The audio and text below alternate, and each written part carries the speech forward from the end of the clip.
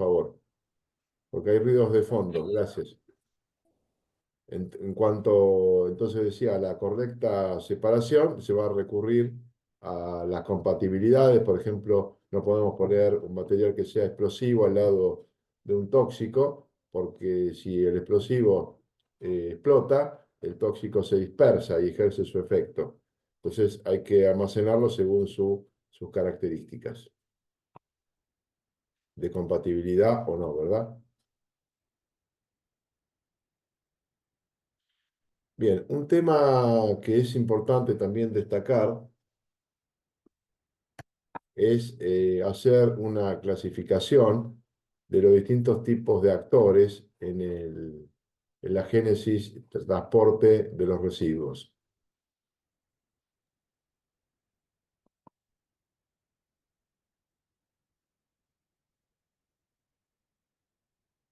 Entonces tenemos el productor de los residuos, que es la persona física o jurídica que genera el residuo peligroso, y es el responsable desde que se genera el residuo hasta que desaparecen las características del mismo, o bien será responsable a lo largo del tiempo que el producto dure como residuo peligroso.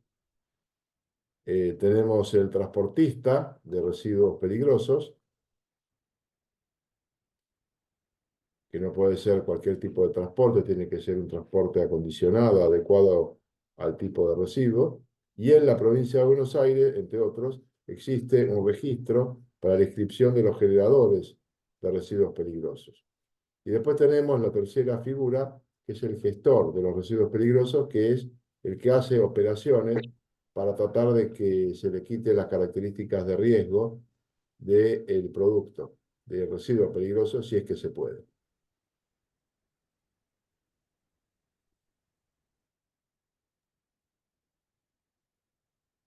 Entonces, pasando en limpio, digamos, a modo gráfico, tenemos entonces el generador de residuos, el transportista que debe estar habilitado y el operador habilitado. Cada uno de estos obtiene aparte un certificado de aptitud, un certificado ambiental de que es apto para hacer esa tarea.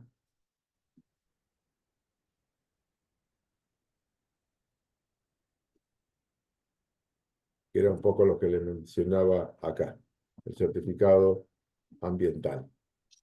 Entonces, ese certificado ambiental es un instrumento, digamos, administrativo en el cual al gestor, al transportista y al productor o generador se habilita para la gestión y la génesis, transporte y gestión de residuos peligrosos. Acá tenemos ahora un certificado de tratamiento de residuos y tenemos acá el dato.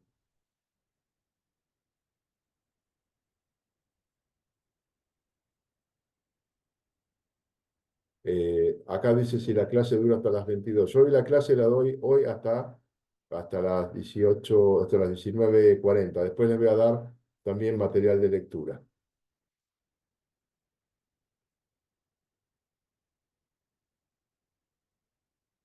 El certificado, entonces, les decía, de tratamiento de residuos, va a tener el dato del generador. El manifiesto es el manifiesto del documento del transportista. Este certificado de tratamiento le dice que de este generador, quién es el tratador y los datos operativos del tratamiento. Entonces, cuáles son los residuos, las características de peligrosidad, qué estado físico presenta, la cantidad tratada, la unidad, la fecha que se ha hecho el tratamiento y el tipo de tratamiento al cual se ha dicho. Sí, primero es el manifiesto que dice qué es lo que transporta, para luego decir que se ha tratado, porque si no lo recibe el tratador, no hay transporte previo, tiene que haber un transporte previo. Entonces, primero va a aparecer el manifiesto y después el certificado.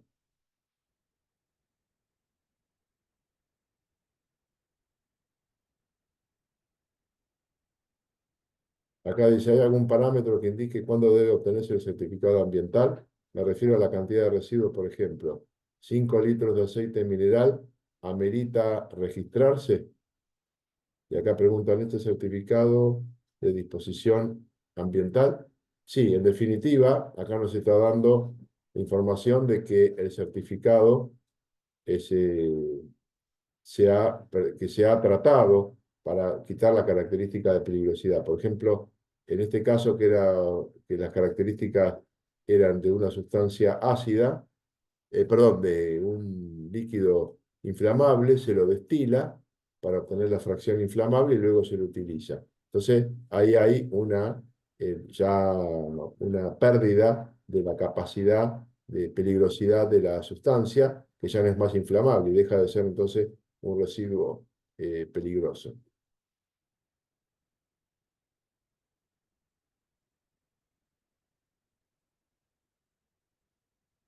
En el proceso de inscripción hay que inscribirse primero, sí, como generador, porque entonces después como generador tengo que contratar al transportista y después al gestor. Y estos a su vez están anotados.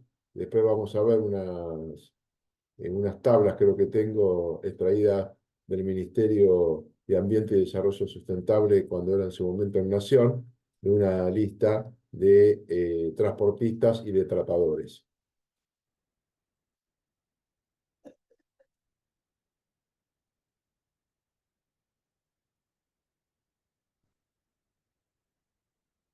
Entonces, un operador de residuos, entonces lo que hace, tiene una planta de almacenamiento, que son lugares de depósito transitorio de los residuos peligrosos o especiales, bajo normas de seguridad ambiental, ¿verdad? Puede haber plantas de tratamiento para tratar de modificar las características físicas, físico-químicas o de actividad biológica de ese residuo especial o peligroso, para que entonces trate de quitarse esa característica o de tratar de hacer el residuo, de ver si se puede recuperar para este, que alguien lo utilice como materia prima. Y por otro, las plantas de disposición final, que son los lugares de depósito permanente de los residuos especiales en condiciones exigibles a la seguridad ambiental.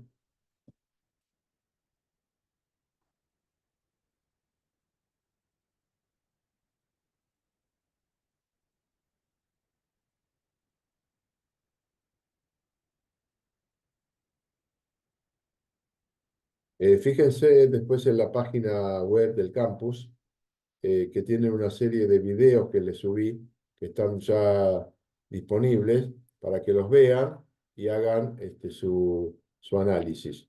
Así después la clase que viene, en un par de minutos, charlamos al respecto. Entonces el tiempo extra que no van a tener de la clase en cuanto al horario, bueno, se invierte en ese tipo de actividades, forma parte de la actividad. ¿Mm? Bien, pasemos entonces al siguiente. Entonces, los residuos peligrosos se hacen su eliminación en instalaciones especiales. Es una planta o una estructura donde se destina a, más que eliminar, a aislar del medio ambiente.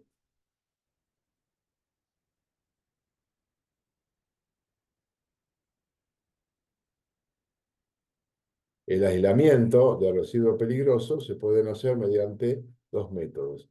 Eliminación con pérdida total del recurso, si pues ya no lo voy a tener más disponible. Puede ser un relleno de seguridad, un depósito en mina subterránea, puede hacer una incineración, tratamientos biológicos para quitar alguna propiedad físico-química y biológica o tratamientos físico-químicos. Pero ahí pierdo el recurso. Y puedo hacer una eliminación de residuo peligroso con recuperación de recursos. Puedo hacer una recuperación, un reciclaje o un reuso del material. Son todas posibilidades que tengo al alcance como para poder manejarme adecuadamente. Entonces, uno de los grandes métodos, y una foto que después le voy a mostrar a continuación, es que los rellenos de seguridad requieren, digamos, un relleno de seguridad es un lugar donde voy a disponer a los residuos, que básicamente es un lugar estanco, que se pone en barreras naturales, como una mina, por ejemplo, o barreras colocadas por el hombre. Puedo hacer galerías hechas de cemento a fin de reducir el contacto con el medio ambiente. Para determinados tipos de residuos, por ejemplo, restos de cenizas de incineración o materiales no procesables o no reciclables, que conservan la característica de riesgo, el relleno de seguridad es el mejor método de disposición para aislarlo y evitar el contacto con el medio ambiente. En algunas normas, como por ejemplo la norma chilena, da definiciones de distancias mínimas respecto a un relleno de seguridad. En nuestro medio habla de relleno de seguridad, pero no con tanto detalle. Por ejemplo, de una vivienda aislada, la distancia mínima, 300 metros. De una fuente de agua, relleno de seguridad, mínimo 1000 metros. Pozos de monitoreo, 2 como mínimo. De la zona residencial, 600 metros de distancia. Y la frecuencia de la dirección de la Rosa de los Vientos en contra del relleno sanitario, del relleno de seguridad, para que no vaya hacia la zona residencial.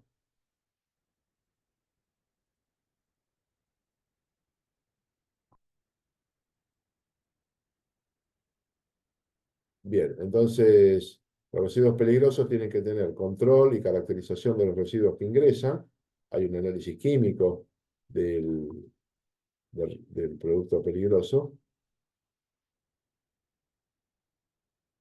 Control de acceso, seguridad y vigilancia, respaldo, abastecimiento de energía como condiciones mínimas. Acá le voy a mostrar un relleno sanitario. Este es de una empresa española que entiendo que ya no está más en el país, que se llama ERA, con H, Ailinco con K, ERA Ailinco, de la localidad de Zárate Campana, en el Parque Industrial. O sea, acá tienen recepción de materiales inflamables para obtener energía para sus procesos propios y le quitan características de peligrosidad, eliminando la inflamabilidad, utilizando esa propiedad en esos combustibles. Los materiales que se estiban y se empiezan a clasificar los tambores según el tipo de industria que provengan y realizado previamente un análisis de tipo químico para saber qué hay dentro de los tambores, dado que los lugares cobran por el tipo y cantidades de materiales que reciben. Y luego saber lo que hay adentro para ver cómo los disponen, pensando en la estrategia de la, perdón, de la compatibilidad. Les pido de vuelta, si son tan amables, primero a quienes tengan los micrófonos abiertos los cierren y traten de identificarse con nombre y apellido, porque en algunos casos sigue figurando el nombre o en otros casos el nombre del equipo que están utilizando, por ejemplo, como Samsung, etc. Entonces, eso me facilita la tarea porque tengo que hacer un informe después. Ahí veo una tal Andrea sin apellido.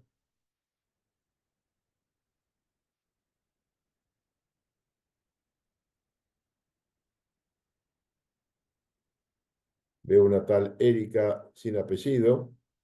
Así que les pido si lo pueden ir corrigiendo. Es muy sencillo. Así que por favor se los agradecería. Bien, vamos a avanzar. Tenemos acá la entrada al relleno sanitario, el relleno de seguridad, perdón, que no van a ver nada porque en realidad está bajo tierra. Y acá uno de los freatímetros para control del mismo, para garantizar que el agua subterránea no se está contaminando, uno antes y uno después del emprendimiento, en función entonces de la corriente que tenga el curso de agua subterránea ahí abajo. Con lo cual vamos a necesitar la colaboración de un geólogo para que diga dónde hay que hacer estos pozos de monitoreo. Acá tenemos ya indicaciones para el transportista, luminarias que indican que el sistema, el, el establecimiento funciona todo el día. Bueno, y acá tenemos ya el propio relleno de seguridad, donde vamos a ver una serie de tambores ubicados, una membrana de aislamiento, y acá el piso en desnivel para lograr bajar los distintos tipos de tambores y ahí poner los tambores que van a quedar dentro de galerías. Esto después se tapa y en esas galerías tienen distintos pasillos donde se puede salir venteado los gases o humos que produzcan algunos de estos rellenos de seguridad. Y la ubicación en estas coordenadas que les estoy marcando acá, en X y Z, para hacer un diagrama de ubicación de los residuos peligrosos que se van almacenando. Por ejemplo, en I1, Z1, X1, eso sería distancias en metros. Entonces, los distintos tambores de un lugar se saben dónde están almacenados y se hace un registro de los mismos.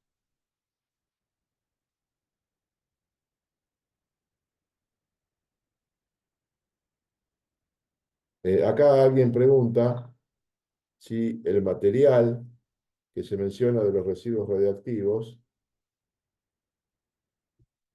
y los derivados de operaciones normales de buque están excluidos de la ley por estar regulados por otras normativas. ¿Sigue siendo considerado residuos peligrosos bajo estas leyes? No.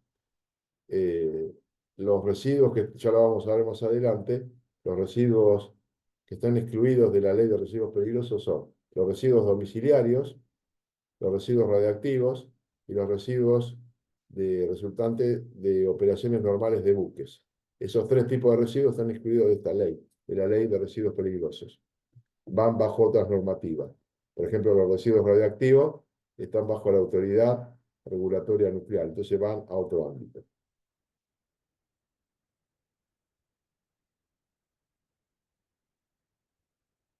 Acá tenemos otra foto y acá podemos ver, esto ya está cerrado y estos tambores esperando su ubicación dentro del relleno de seguridad. Y acá podemos ver dos tubos de venteo. Entonces, estas galerías subterráneas, los gases o vapores que se puedan producir, salen al venteo a los cuatro vientos. Entonces, por eso la norma chilena decía que hacia acá adelante no puede haber ubicado un lugar residencial, porque si los vientos predominantes van en este sentido, van hacia el lugar residencial y generan un problema de afectación de la salud. Acá vemos otra fotografía con las distintas distancias en I, en el relleno de seguridad. Y acá vemos más de cerca ya una parte tapada de relleno de seguridad. Y los tubos de venteo, que les decía antes, ahí se ven con mayor claridad, con mayor detalle. Bien, vamos a ir a la próxima. Entonces, en la Constitución Nacional, el artículo 41 habla entonces que prohíbe, esto es de la modificación del año 1994, la constituyente que se hizo, que se prohíbe el ingreso al territorio nacional de residuos actual o potencialmente peligrosos y tampoco pueden entrar los residuos radiactivos.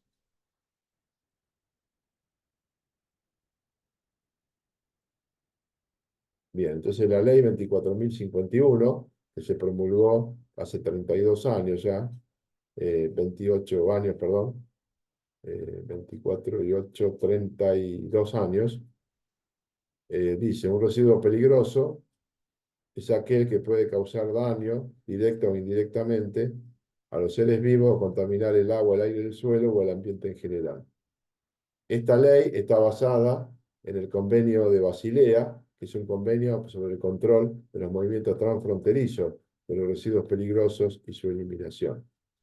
En la página web del Convenio de Basilea podemos encontrar en los países adscritos al convenio, podemos encontrar el texto del Convenio de Basilea, entre otras cuestiones. Entonces, los residuos peligrosos para ese convenio de Basilea, nos dice entonces que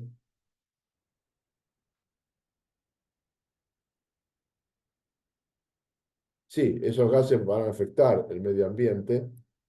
Ahí lo lógico sería hacer un monitoreo permanente de qué es lo que está saliendo y ver si cumple con los límites de emisión según la normativa vigente local. Si no, se podrá hacer algún tipo de tratamiento, poner algún tipo de filtro absoluto. Se puede eso llegar a analizar. Entonces, ya dije cuáles eran los que, se, los que estaban excluidos de la ley y pasamos entonces a hacer una mirada un poco más gráfica de esa exclusión. Tenemos entonces que se cuentan excluidos de la ley los residuos domiciliarios,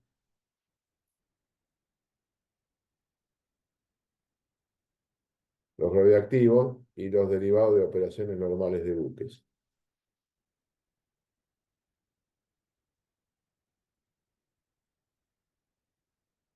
Y lo que le decía anteriormente de la clasificación, de los enfoques para clasificar un residuo peligroso, vigentes tenemos la descripción cualitativa por medio de listas, tipo de industria y tipo de componente. Vigente también las características de riesgos. No está definido este último, que son los límites de concentración que a mi criterio faltarían incluir dentro de esta normativa. Vamos a ver ahora las categorías de desechos que hay que controlar, las corrientes de desecho.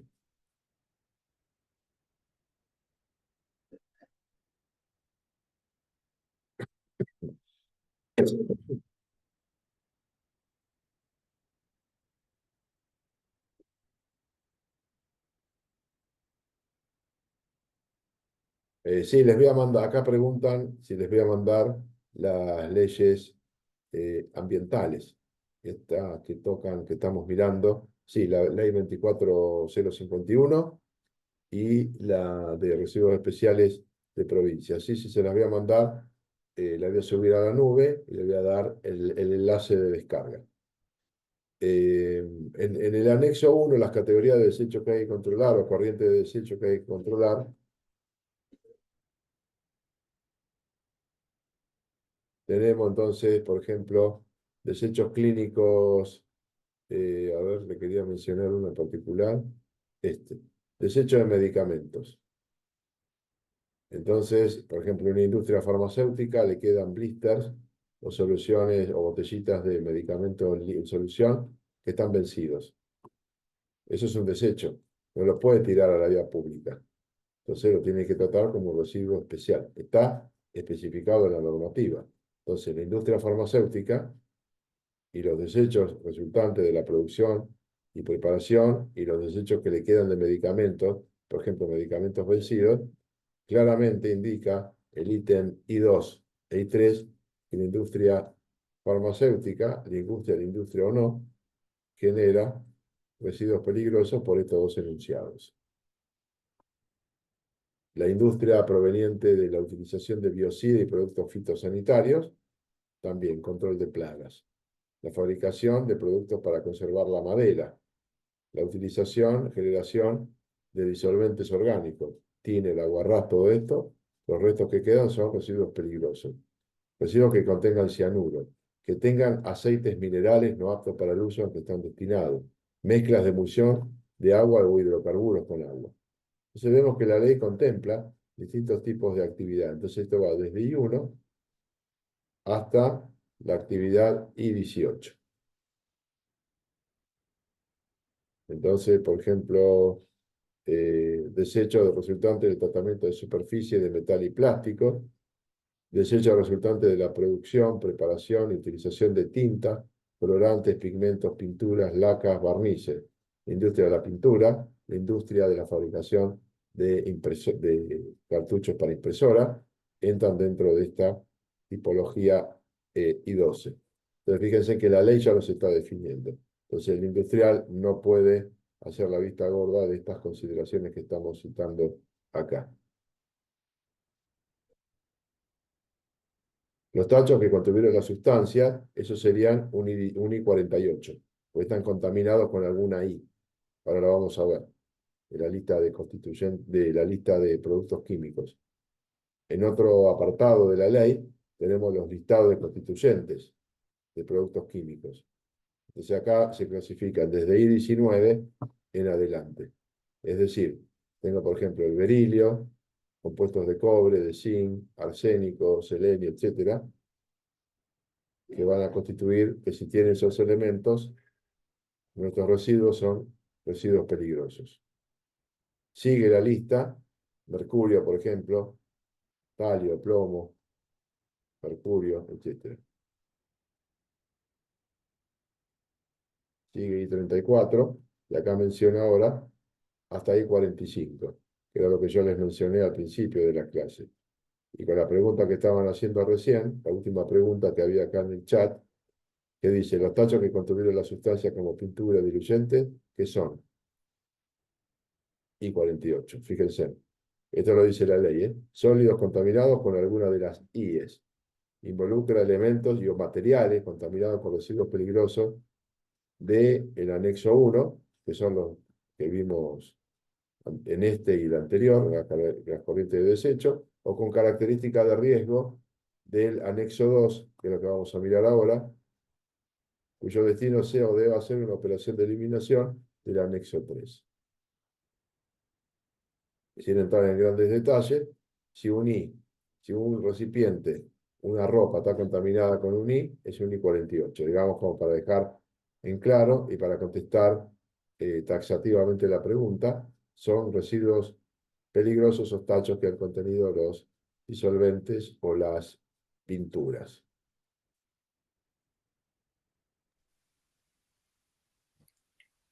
Bueno, Profesor, sí, sí, por ejemplo, bueno, yo estoy en provincia de Chubut, pero igualmente seguimos esta reglamentación. Y por ejemplo, nosotros tiramos mucho lo que es I48, pero le ponemos I8 cuando es tierra, o ponemos I48 8C cuando es trapos con aceite. Por ejemplo, también van acompañados con letras.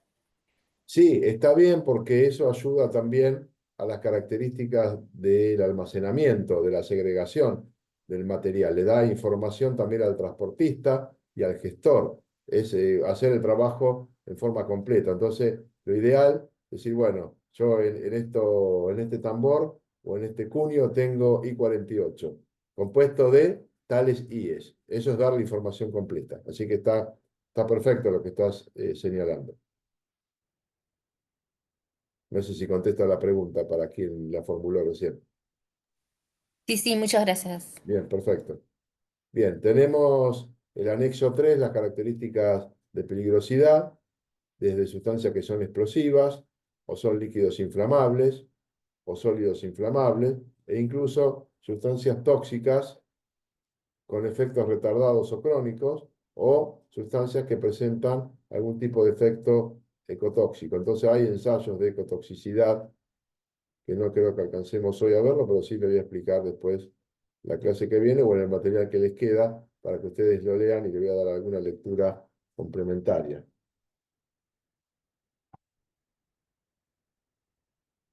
para que supla ese tiempo que estaban indicando anteriormente de la clase. Vamos a ir, a ver, creo que acá hay otra pregunta.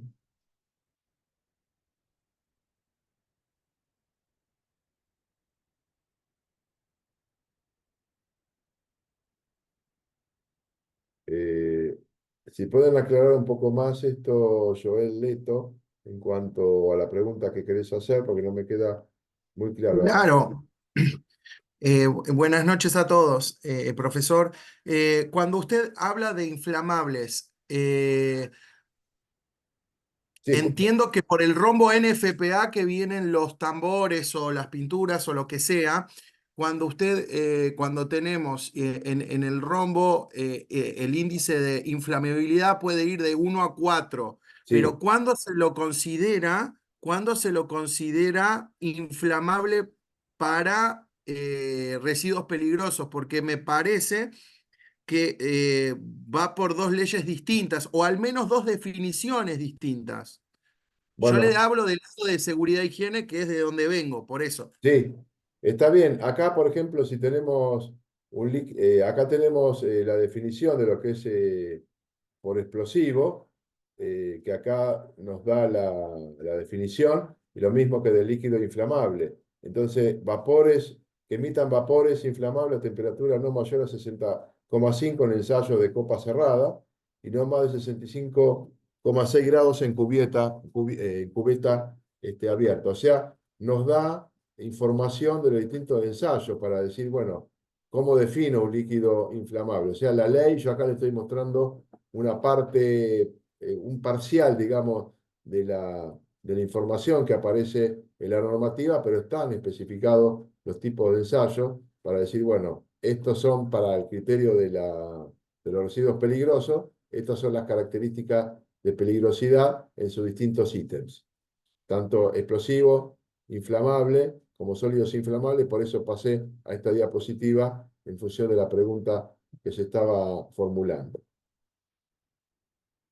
Y después, como para redondear, también algunos ensayos de ecotoxicidad que estábamos viendo, que lo menciona acá al final de esta diapositiva, en esta, donde hablamos de los ensayos ecotóxicos, sustancias entonces que pueden afectar al medio ambiente o en los sistemas bióticos. Hay una serie de ensayos normatizados, muchos por IRAM y por otros organismos. Por ejemplo, ensayos de contacto de una especie viviente en distintas concentraciones en distintos periodos de tiempo.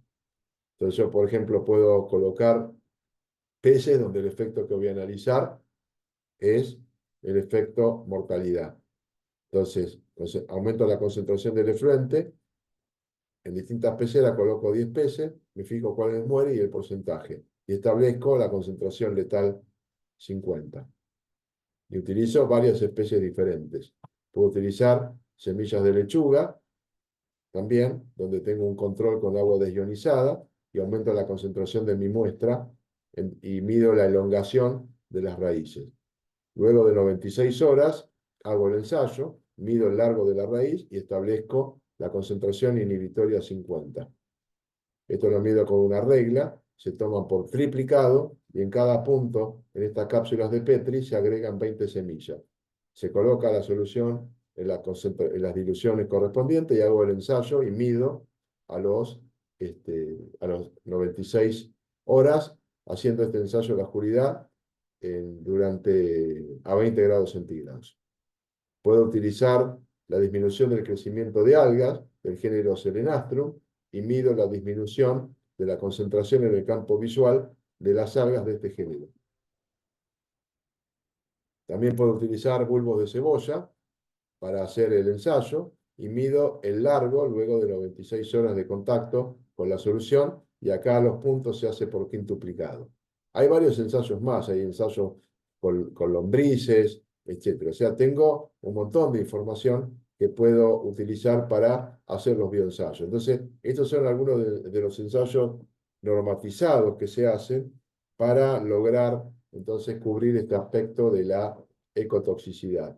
Así como están estos, están para explosivos, están para líquidos y sólidos inflamables, para toxicidad crónica o retardada. Están todos especificados para poder hacerlo. Entonces, siempre que estoy en el lugar de trabajo, lo que tengo que tener en cuenta es mis distintas sustancias que tengo y a qué categoría pertenecen, para saber entonces también cómo segregarlas, a quién llamar como transportista, y a quién se lo voy a entregar, si debo enterrarlo para eliminar la característica de peligrosidad, aislar por la característica de peligrosidad, o bien cómo se la puedo eliminar.